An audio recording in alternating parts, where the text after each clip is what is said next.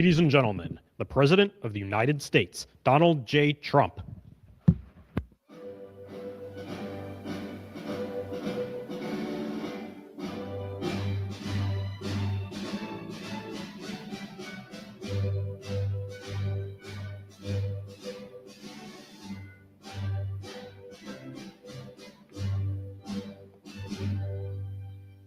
Thank you very much. It's a big day, very important day for me. Should be important for everybody, including the media. But they don't really cover it fairly, I will tell you that. It's shocking. Please sit down. Thank you. We gathered here today for a truly solemn occasion. Throughout this hall, I am joined by heartbroken Americans who have lost parents, siblings, children, grandchildren, and treasured loved ones to the scourge of illegal immigration led in by the past administration. Millions and millions of people from jails, millions and millions of people from countries that we don't want to know about. Drug dealers, murderers, 11,888 murderers were allowed into our country by the Biden administration. These are the angel families that we love, that for decades our government betrayed and our media totally ignored, and I've seen it. When I first got involved with the angel families, I had a meeting. It was so sad. And they got up and spoke, and the media literally just turned off the cameras. They didn't want to hear them. It was my first glimpse as to what was happening. These are sick people that cover stories like that, or that don't cover them, which is worse. Everyone in this room not only suffered an infinite loss, they were the victims of politicians who put the comfort of foreign criminals before the safety of American citizens and American patriots. Their stories were censored and suppressed like maybe almost never before, so that the politicians could open our borders and allow our nation to be invaded. If we didn't win the election, our nation would right now be destroyed. But under the Trump administration, their suffering is forgotten no longer. In just a few moments, I officially sign a proclamation that I've been waiting to sign for a long time, including my first administration. There were so many different legal roadblocks. It was incredible. We got it done. And I'm doing it today. February 22nd is going to be National Angel Family Day. Very important. So many incredible family members and friends, parents and children. On February 22nd, 2 years ago, a brilliant 22-year-old nursing student named Laken Hope Riley went out for a run on a college campus in Georgia. Laken was viciously attacked, brutally beaten, and murdered by an illegal alien gang member who the last administration heartlessly released into our country. No problems. Let them in. They let in everybody. They didn't check anybody. They let in everybody. Among the first bills I signed into law after taking office last year was the Laken Riley Act. So proud of it. To ensure illegal alien criminals are rapidly removed from the United States of America, if that's okay with the media. That bill has already been really playing a big role in the life of our country. It's resulted in over 21,000 illegal alien arrests, 21,000.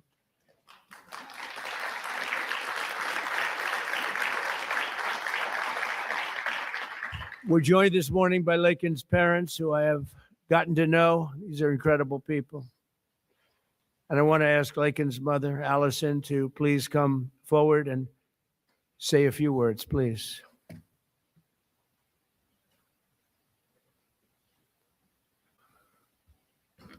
Hi, Allison.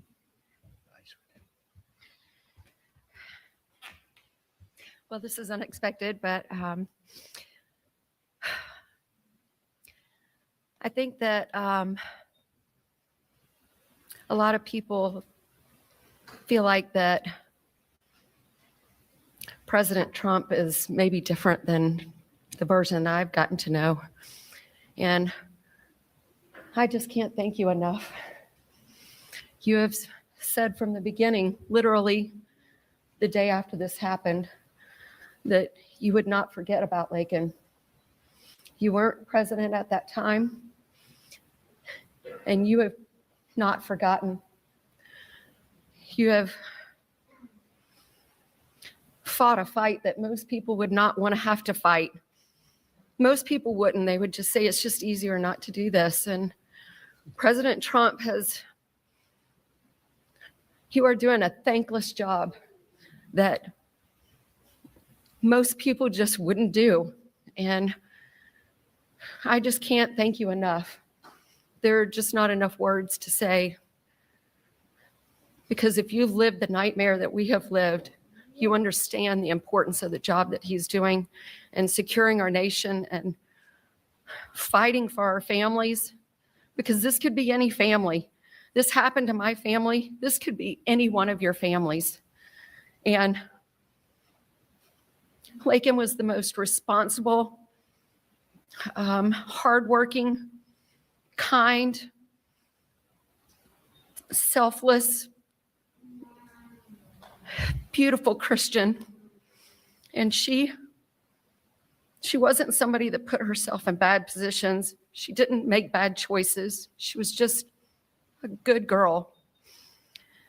And she just wanted to go for a run that morning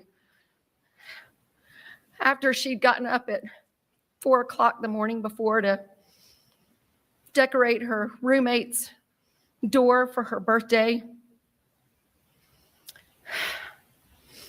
And she did everything for everyone else. She expected nothing in return.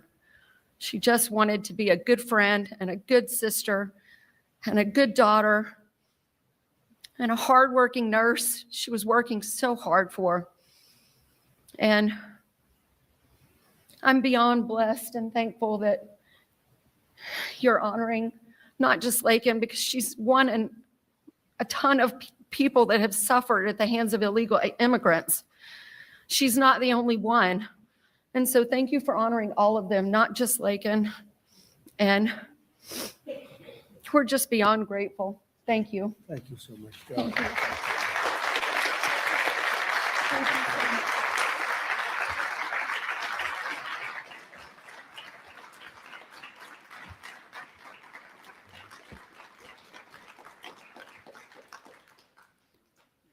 Thank you very much. It's amazing, Allison. You have to go through this. Doesn't get that much easier, does it? Right? Even with time. It's been a while now, and it doesn't get that much easier. But I want to thank you for your incredible courage. We're all courageous in a sense. Everybody in this room is courageous, and we're willing to tell the story. And that I don't know why the news doesn't want to hear it. The Democrats don't want to hear it. The radical left, they don't want to hear it. What's not to hear? We want to stop murderers and criminals from coming into our country. I watched the mayor of Minneapolis. I watched these people saying, we want to protect murderers. I don't get it. Something's sick. They're sick. Can't have a country like that. So we appreciate the bravery of everybody in this room, actually. And Christy, I want to thank you, and I want to thank Tom in particular for, we have a border that's 100% closed now. 100%.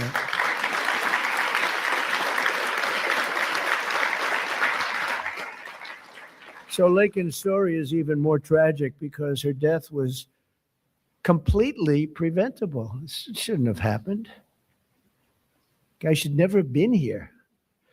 Not only should her killer not have been released into our country in the first place, but he was released a second time after being arrested in New York City.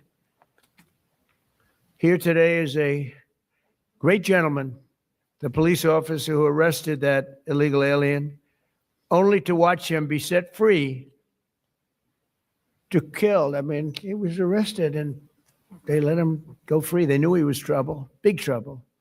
Many of them are like that. They release him knowing it's going to kill again. but they released him and set him free to kill Lakin. So I'd like to have Ethan Carreri come up, please. He's a great, highly respected police officer, and you can explain what happened. Come on up. Thank you, Ethan.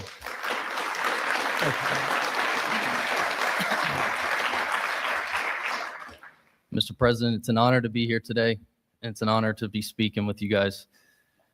My name is Ethan Carreri. I'm a police officer in Palm Beach County, Florida, and a former New York City police officer. While serving the New York City Police Department, I personally arrested Jose Ibarra for endangering the welfare of a child. A few months later, I saw his face again in the news after he viciously murdered Laken Riley. I did my job. I put him in custody. The system failed.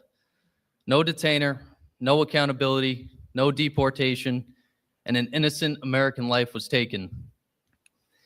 If you enter our country illegally, there will be consequences under this administration. The American citizens must always come first.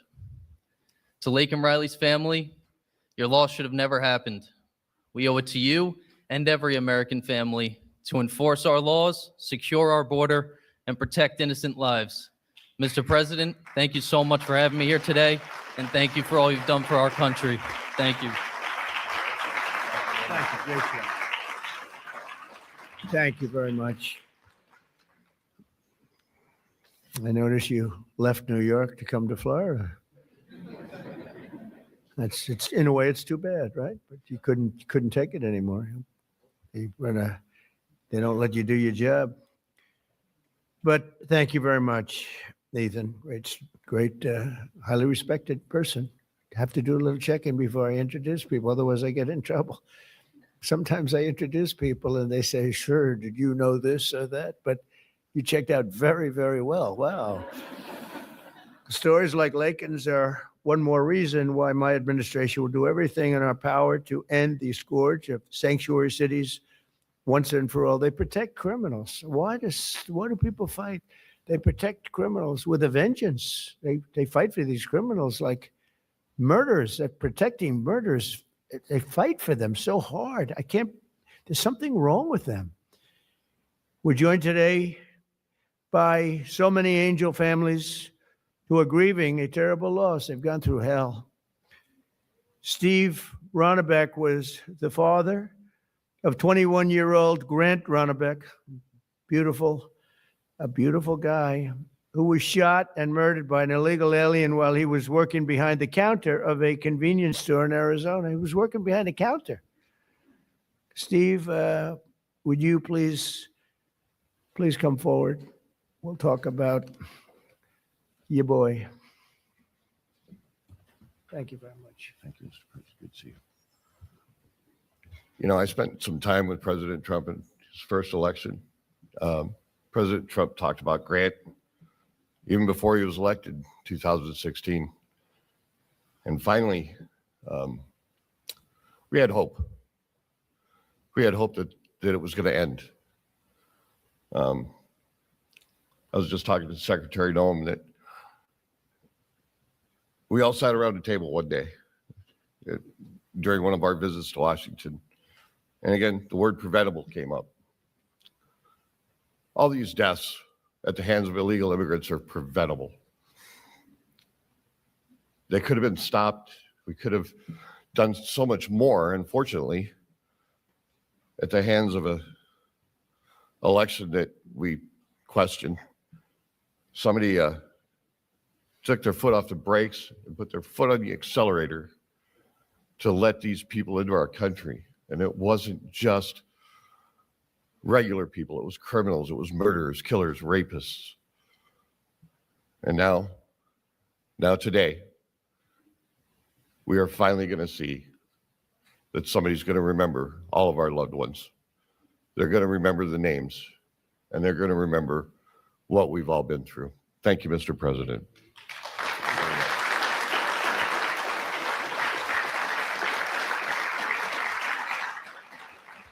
And think of it, I'm not talking politics, I'm just talking life.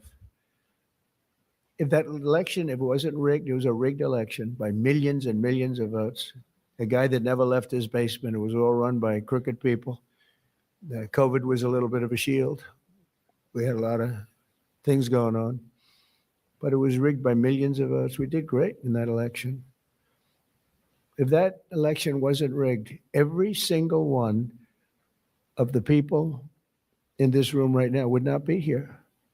You'd be home with your son, daughter, family. We had a strong border. You know, we solved it twice, Tom. We solved it in 2016. The border was bad. Nothing like it was this time. It was like beautiful compared to this time. This was legendary. In the history of the world, there's never been a border like this where millions of people poured in, at least 25 million people. And many of them were the wrong people, many. You know, when countries fill up the caravans, they don't fill them up with their finest. I wouldn't. And I would do exactly what they did if the United States would be willing to take all of our criminals and people, or people that don't work. But they are smart people. I got to know most of those leaders. I know them. I said, what are you doing? They said, look, it was a totally open border. They saved hundreds of millions of dollars. And they gave it to us. And we've done a great job. Tom Homan, Kristi Noem, our people, they've been incredible, the job they've done. And they take nothing but abuse, but, you know, they're sort of pretty hardened to that, I think, because they know they're doing the right thing.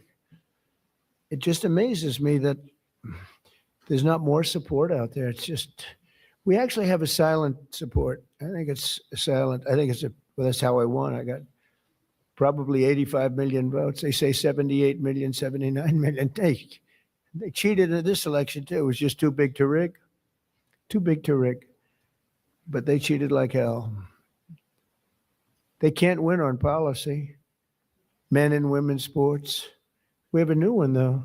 Voter ID. I think that's as crazy as they won't approve voter ID. They won't approve proof of citizenship. They won't approve no mail-in ballots, even though they know it's crooked as hell. Where the ballots are sent to, in many cases, Democrats. Republicans don't get theirs, and they're calling frantically to get their ballot. A Democrat will get 3, 4, 5, 6, and even 7 ballots. And then we're supposed to win. That's what they're good at. They're professional cheaters. But we wouldn't be here right now. I'm just thinking as we're going through it, because we've suffered through it together. I suffer for the country. I mean, it's the people I've gotten to know, the mothers and fathers, mostly mothers and fathers, husbands in some cases, wives in some cases, but mostly mothers and fathers, what they have to go through.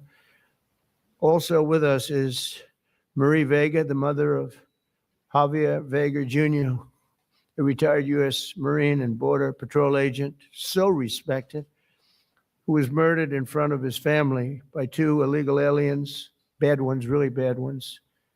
People you could look at them and you could say, trouble. Trying to steal his family's trucks. He wanted to take everything the family had, but the trucks in particular. Marie, please come forward. Thank you, darling. Thank you. President Trump, on behalf of my family and I, thank you for hosting this beautiful remembrance in honor of our loved ones who were killed by illegal aliens. As you said, August the 3rd, 2014, my husband Javier, my son, Marine and Border Patrol agent Javier Harvey Vega, his wife, 2 of his sons and a friend, and I were fishing in Santa Monica, Texas. Within minutes of settling in, we were ambushed by 2 illegal aliens with many priors. Without warning, they jumped out of their stolen vehicle with guns that were not supposed to be in their possession in an attempt to steal 2 4-wheel drive vehicles. While trying to defend us, Harvey was shot in the chest and killed. My husband, Javier Sr., was shot in the back. Remember, you all, children were there fishing with their friends, and they just kept shooting. You could hear the bullets just whizzing past you. Javier Sr. returned fire with this weapon, and I grabbed the AR that Harvey had attempted to defend us with, and I returned fire as well. Had we not fired back, they would have killed everyone there, including the children, so that there wouldn't be any witnesses. And they killed an amazing man, a loving and honorable dad and husband. Thank God we have you in office. Without you, America and the world would not know the consequences of open borders. Thank you for restoring law and order. Thank you for acknowledging us, the angel families. Every day I think of you and the heavy weight of a nation that you carry with you. I can't imagine what it must be like to wake up every morning, work so diligently amid attacks and resistance from the left.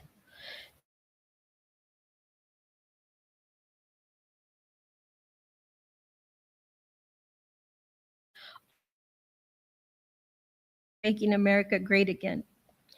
You absolutely amaze me. Please know that we see it, and we, the masses, your constituents, are behind you 100%. When you were elected the first time, for the first term as president, I remember saying to my boss, this is exactly what this country needed, a businessman. You did an outstanding job then, and although you were cheated out of the second term, by the way, you won that election as well, and we know it. I knew the third term was going to be epic, and here we are, mega. Before I end this, I have to share a sweet story with you about my daddy. He absolutely hated the way people treated you and attacked you. On your third run for office, he said to me, "Mijita," which means my little daughter in Spanish, "can you check to see if I'm up to date and still registered to vote? We need to make sure President Trump gets into office." I said, "Of course, Daddy." And I did, and I checked, and he was registered to vote. We lost a great man, April the 3rd of 2025, and that would be my daddy. Again, thank you for everything. Thank you for backing Border Patrol and ICE and backing these families. Thank you so much. I love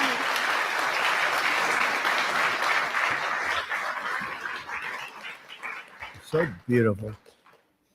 You know, I was thinking as you were saying that running again for a third time after having gone through what we went through the second time, which was so horrible, so much cheating, so much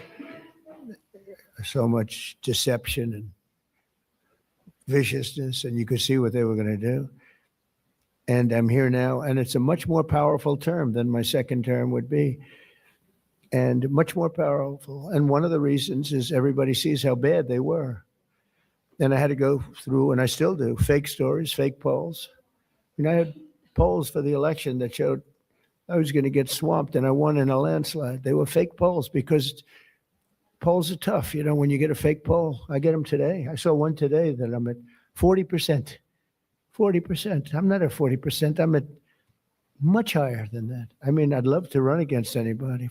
The real polls say you kill everybody. It wouldn't even be close. But you go through the fake polls, you go through the fake stories. And I said, you know, it was good because this is really a much more powerful term than I would have had if I had run, because it was just one of those things. There would be nothing to compare it to. And now they compare it to Biden and that horrible, horrible administration. And I mean it is more powerful. Our military is much more powerful. We rebuilt it mostly in the first term. Then they gave away a chunk of it. And as much as it was, it's very small relatively, Tom. But we gave it to the Taliban. Just walked out. We could have taken it with us. They said, oh, I think it's cheaper to leave the planes. Just put a little jet fuel and fly it to a neighbor or fly it right home. Sir, I think it's cheaper. I think we'll save money by leaving a $150 million jet on the runway. These people are crazy. But I said, and I've said to a lot of people, it's much better what happened, but not for you people. It's not. And then I go back and say, but I wish it didn't, because every one of your loved ones would be alive today. Everyone in this room, I think, maybe there's one where it could have sneaked through during our term, but I don't think so. We had a very tough border. We solved it in 2016, and we had a very strong border. I would say nothing is as strong as what we have now, but we had a very strong border. We had a good border. We had a sane border. It was sane. And I say, I like this much better, much more respect. You read about all these crazy shooters, but they only go after consequential presidents. They don't go after non-consequential presidents. If you take a look, Abraham Lincoln, some big one. John Kennedy, in a certain way, was very consequential. He represented something very important. He was there for 1,000 days, as you know, the book, 1,000 days, but he was consequential. There was a glamour. There was something good for our country, right? But they consequential. And I was told that. I saw that the other day. They said they only go after consequential. So maybe I want to be a little bit less consequential. Can we hold it back a little bit, please, Tom? Can we just, nice and easy? Let's be a normal president for a little while. Because we had the greatest first term, I think, of any president in history. A lot of people have said that. Even radical left people have said that. And so it's, but the one problem is that, and every time I say it, I go back to the one thing I said, but we wouldn't have had 25 million people allowed to come into our country, totally unchecked, totally unvetted. And those are the people that destroyed your lives. They destroyed your lives. They wouldn't be there. So I always say, I like it better, but there's one thing I don't like better, and that's what they did. Because I think that's the single biggest problem. He gave us inflation, highest inflation we've ever had. I solved that. Right now, inflation's at a very low number. How about gasoline? I was in Iowa, $1.85 a gallon. I solved that. I did a great job with that. Prices are coming way down, and I'll get them down further. But, Christ, no matter. By the way, if I came up with a cure for cancer, they would say, he should have done it years ago. There's not a thing I can do where these people are going to give me credit, and that's okay because we won in a landslide, so the people understand. People understand. But the one thing that I regret about the election and the process, because it's a much bigger, more important, you look at what we're doing throughout the world, we're respected like we've never been before. But the one thing that I can't do anything about is that he allowed 25 million people, many of these murderers, drug lords, criminals, people from mental institutions. They emptied their mental institutions, Tom, is that right? All over the world, not just in South America. They emptied their jails, many of them from all over the world. Why? Why would we do this? And they walk in, nobody even asks for, do you have an identification? Do you have an ID? It's so crazy. The mayor of New York, and he's a very nice person. I met him, but his ideology is not too good. But we're having a massive snowstorm right now. And I heard that he's asked people to come out and help shovel the snow. Okay, so you get a shovel and you start shoveling, right? What the hell? You're not going to help too much, but you can help. And hello, darling, how are you? Noah, right behind you, look. My friend, right? Are you okay? Yes, you. Are you okay? Are you okay? Good. Good. Are your eyes okay? I gave her money to get her eyes fixed. A lot of money to get her eyes fixed. That doctor ripped me off, but that's okay. And when do you go?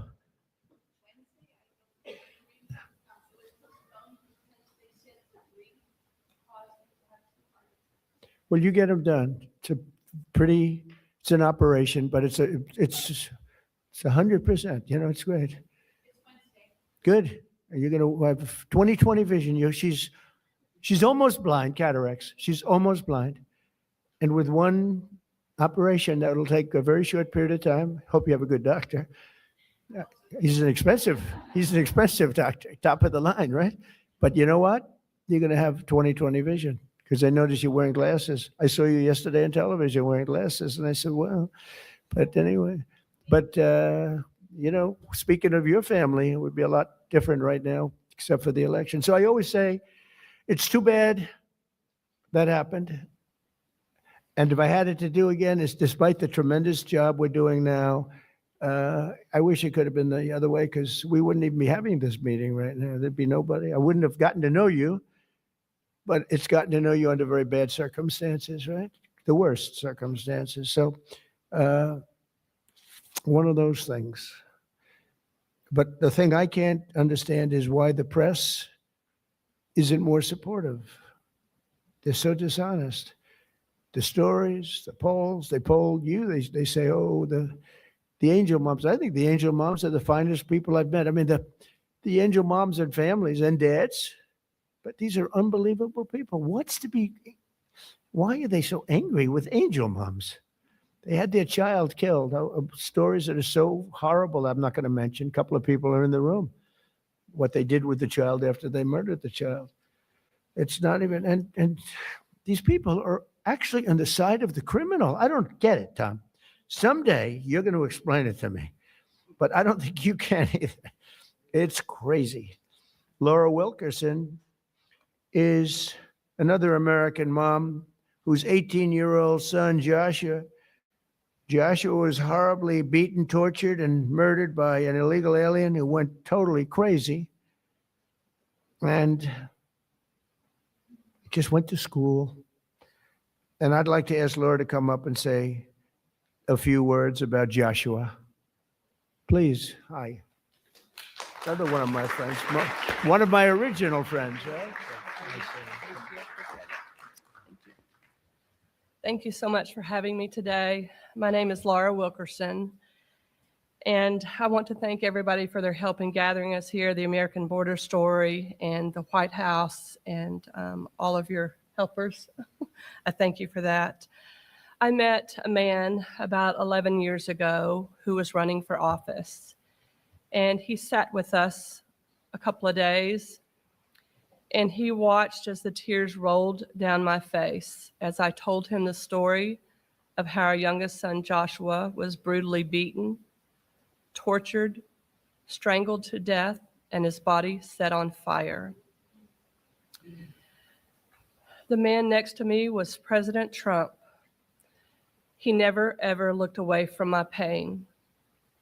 He looked me straight in the eye, and he said, I will never forget the story of your sweet son, and I will never give up fighting for the American family. I looked at him and I believed him. And here we are these years later, and you can tell all of the work he's done. He's never missed a day of fighting for the American family. I don't know if I've ever met a man who is more interested in this country and running this country and getting it back in shape. And I'm so grateful for what he does every single day. I can't even pretend to understand the spiritual battles that swirl around the office of the presidency and the man who owns that office.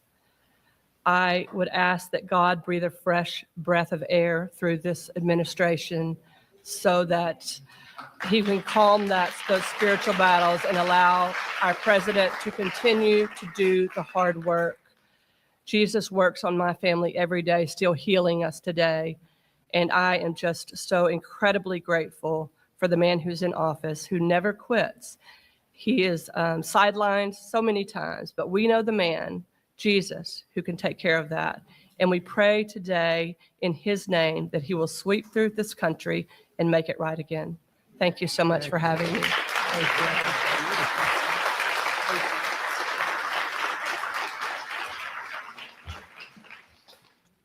you. Well, I just want to thank you. That's amazing. The words are so beautiful, so beautiful. I get introduced often, and I'm getting introduced by people. In many cases, they hate me. And they don't give me nice introductions like that. But all we're doing is the right thing. It's sort of simple, right? It's sort of simple, and but not simple for you. And that's when I was running, actually. That was before I won. I didn't know if I was going to win or not. I was running against 17 politicians. You knew. That's But no, I never forgot that. Jody Jones is a loving brother whose cherished sibling Rocky was killed by an illegal alien real monster, who went on a deranged crime spree after being released from prison as part of a California sanctuary city policy. Jody, please come up. Thank you.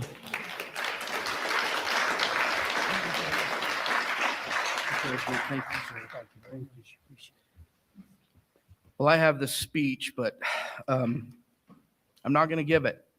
What I'm going to tell you is from my heart. I want to thank my Lord and Savior, Jesus Christ, first of all, before I do anything. I want to thank the American Border Story, and I absolutely want to thank President Donald J. Trump. Thank you, sir, for putting America first and putting these angel families first and letting everybody know their stories, because we matter. Thank you, sir. My brother Rocky Jones was murdered by a criminal illegal alien. He was simply at the wrong place at the wrong time. This man was arrested, released, and within 24 hours, he went on a shooting spree in Central California. Unfortunately, my brother was in the wrong place at the wrong time. This man shot my brother 8 times at point blank range. I pray that no other family has to go through that. Unfortunately, they will. And just know, President Trump, I want you to know, no matter what the fake media says about you, the American people love you, and we will support you all the time because we love you.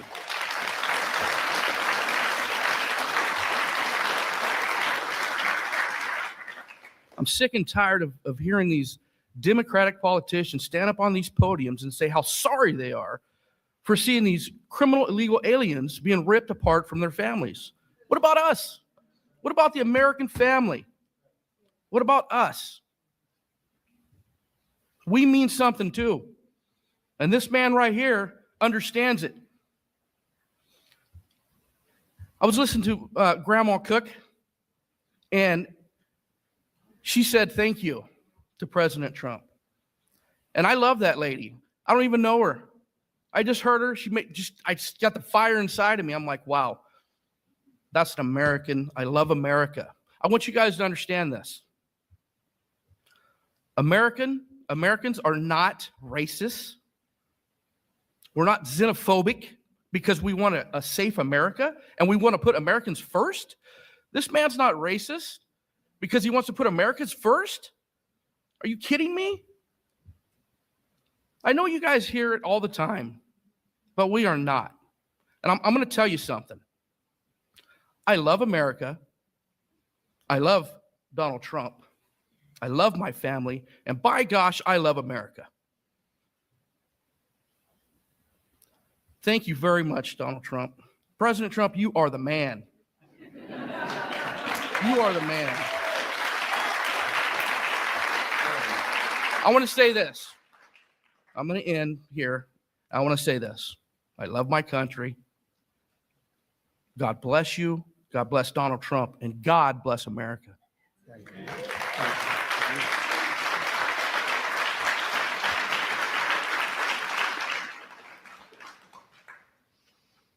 Well, thank you very much. It's incredible. I want to now introduce somebody that I get to know pretty well. We just had a little discussion. Wonderful mothers, Patty Morin, who lost her beautiful daughter, Rachel, and Tammy Nobles, who lost her daughter, Kayla. Your daughters would be unbelievably proud, and they are as they look down. I'm sure they're looking down. And they'd be very proud of you, and they're thanking you right now for your courage. You've gone through a lot, know you. And I just have to recognize some of the families. I mean, the families that are here this morning, I know many of them, not all of them. And you know, it grows at a pretty strong level, nothing like it was in the past. You remember when during the campaign, Biden would say, and then I guess Kamala, it's the same thing, same ideology, same level of intelligence, I think. But she would say, and he would say, no, it's wonderful to have the people come into our country. These are fine people. These are nice people, and they don't commit crime. And I called Tom home and I said, what's the story on that? Because I think they're really violent. And Tom would say, these are the most violent people in the world. They're coming in. These make our, I remember you said, these make our criminals look like choir boys. And you know what? You were right. You were right. But I want to thank those two who went through, and I want to recognize all of the families here this morning who have lost loved ones, a lot of families. Thousands are not here, and they're feeling just the way you do, sad. And continue to fight. You know, they say time helps, but I've seen some people, and the time isn't really, not helping that much. Time, they say it. Not, do you feel better now or the same? You know, you got to feel a little bit better. You got to let it, but it's not like the phrase, wonderful phrase, time heals, like everything's going to, excuse me? Yeah, I know. We'll continue to fight though, and we'll stop this horrible situation. And we have stopped a lot of it. A big thing, you know, you saw that murders are down for the most in 125 years. That's before my father was born in 1905. 5 years before my father was born. My father was great. But so in 1900, 125 years, the murders, the lowest rate. You know why? Because I closed the borders and we got a lot of people out. It's not just closing, we got a lot of people out. Washington, D.C. is now a safe place. We don't want to close the borders with them in here. We got a lot of them out, and we got many of the worst ones out. Go for them first.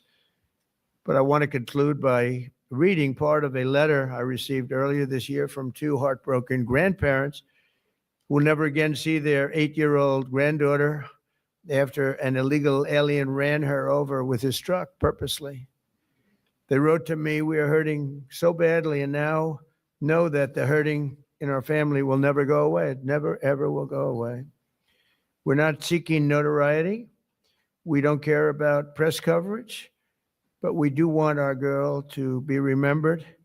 We want people to actually know how preventable this murder was. And lastly, we want the American government to be accountable to its citizens. True, they should be accountable for what they did.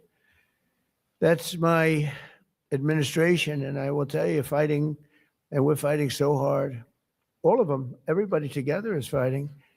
We're putting American citizens first. We're defending American lives, and we're fighting for every angel family. Angel families are beautiful families. They're beautiful families. That was my first, early on when we first met, that was my first, I didn't know about angel families, you know. I never did this before, right? I was building buildings and things. But I said, I can't believe it. My first meeting, they were so angry at the press, at a mom who lost her daughter so violently, right? You might have been there. The first meeting, I said, this is strange. What's going on? It was anger from the fake news. But the angel families, I realized very early on, I never changed. I could see how you'd change them. You know, you have to go through this stuff. But never changed. I thought they were among the greatest people I've ever met. I've met the heads of countries. A lot of them aren't so nice, but, you know, they do have some power.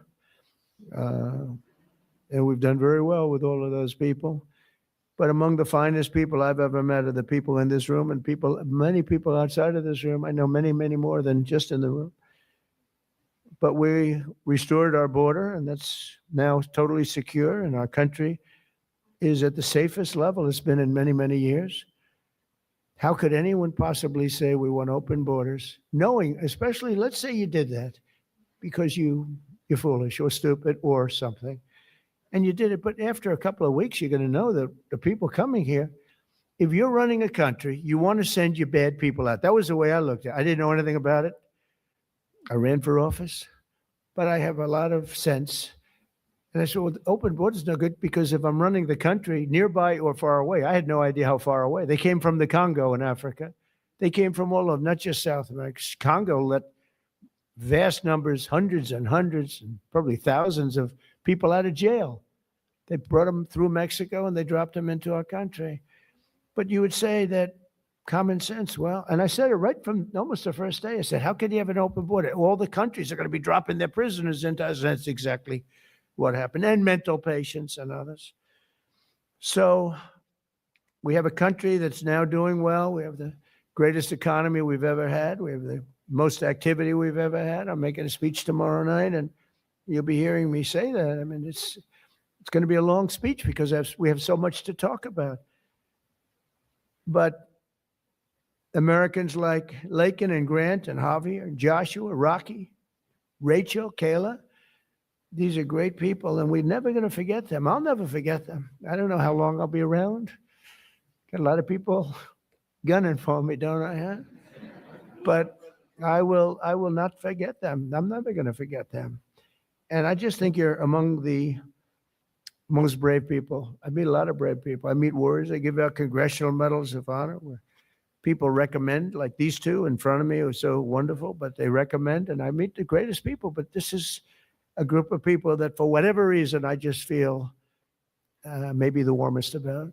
So at least you have one friend, and we don't understand why you don't have many, and maybe you will. I don't know. So I'm going to go sign the proclamation, and then we're going to sit in the audience. I'm going to sit with you for the reading of the victims' names, and I'll then depart to a song sung by our incredible, talented military, Amazing Grace. Okay? Sound good? Now we could have some of the families come up, some of the people come up, you know who you are, and come on, you can stand around me. I don't use an auto pen, so you can watch me actually sign it. Okay.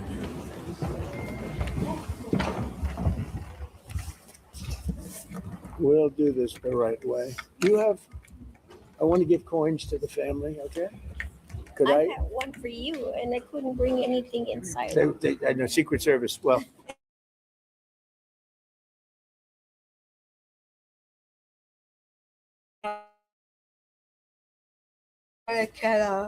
Very good, beautiful. Yeah. Okay, you ready, Emma? We're going to sign this, okay? Okay.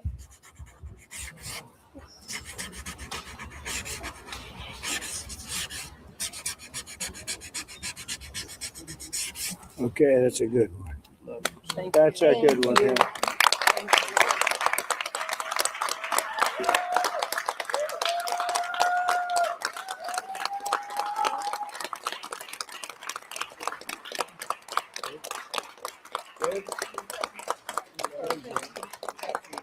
Thank you very much. Thank you. Thank you. Thank you very much. You take care of yourself. You can hold that, Oh, I at can least for a hold it. little while before. I'm not taking it. Thank you. So let's do this candle lighting, and it's very beautiful. Please. My daughter's. Thank you very much.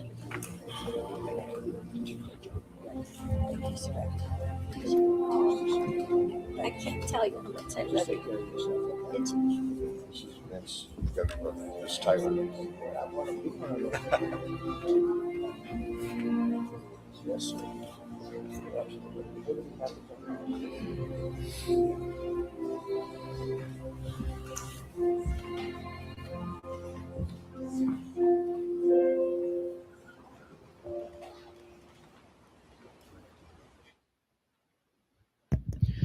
We will now light a candle in honor of the victims and in solidarity with their families.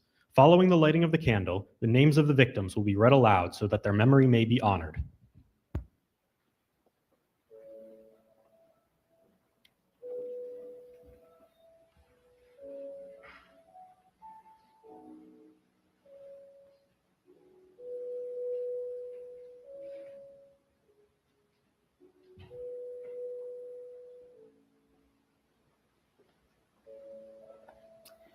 Katie Abraham, Chad Eistrup, Austin Babcock, Megan Elizabeth Ida Boz, Jesse Bird, Liam Cantu, Michael Clayton, Gail Clayton. Sander Cohen. Piers Corcoran. Ronald De Silva. Davis. Christopher James Joseph Di Tommaso. Marshall Dova. Brady English. Shaylee Estes. Lacey Marie Ferguson. Maura Garrity. Tristan Gray. Kayla Hamilton. Aaron Joshua Hampton. Brady Heiling. Susan Hine. Haley Helgeson. Kyler Holbein. Gregory Hamala. Gabriel Kaleshi Isiguzo Jr. Rocky Paul Jones. Shane Jones. Stephanie Kaufman. Haley King. Amy Courtlang. Ryan White. Brian Moss. Robert Mopin. Lisbeth Medina. Brandon Mendoza. Brandon Michael. Dominic Montoya. Jonathan Moody Jr. Ruben Morfin. Rachel Morin. Krisha Odette. Nikolay Osokin. Rocco Pitrow. Lakin Riley. Grant Ronnebeck. Matthew Russell. Kayla Santiago. Danielle Nikki Shermock. Fred Schlosser. Tiara Stansberry. Kate Steinley. Joseph Story. Timmy Tarnowski. Brian Terry. Anya Varfolomeyev. Javier Vega Jr. Joshua Aaron Wilkerson. Carlos Wolf. Joseph Zhang Jr.